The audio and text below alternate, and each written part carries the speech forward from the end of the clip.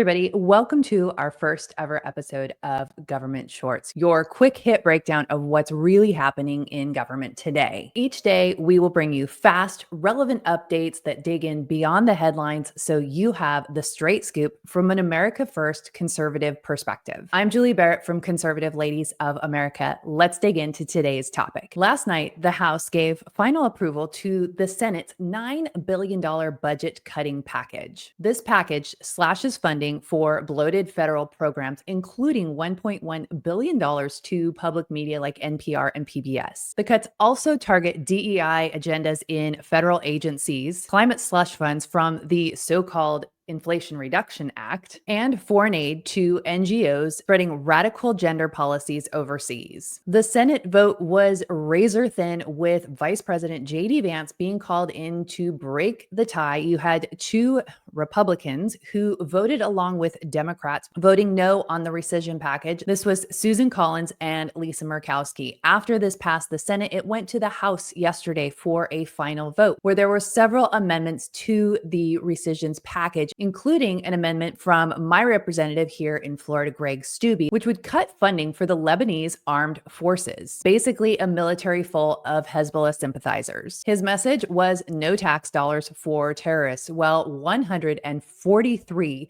Republicans voted no on his amendment. They voted to continue sending American taxpayer dollars to Lebanon and funding terrorist operations. Another amendment was proposed by Georgia's Marjorie Taylor Greene, which would have stricken the funding for Ukraine. Again, you had another 141 Republicans who voted against this. Now, if you're part of our Washington audience, you might be curious to know that both of your Republican representatives, Dan Newhouse and Michael Baumgartner, both voted against cutting this funding. They voted to continue sending American dollars overseas. H.R. 4 passed the House 218 to 211, and it will now head to President Trump to be signed into law. Overall, this is a good bill that slashed a lot of unnecessary funding. It is a good step in the right direction. However, it is disappointing to see a majority of the Republicans in Congress continuing to send American taxpayer dollars overseas for foreign aid. Please be sure to subscribe to Conservative Ladies of America. I'll see you in the next episode of Government Shorts.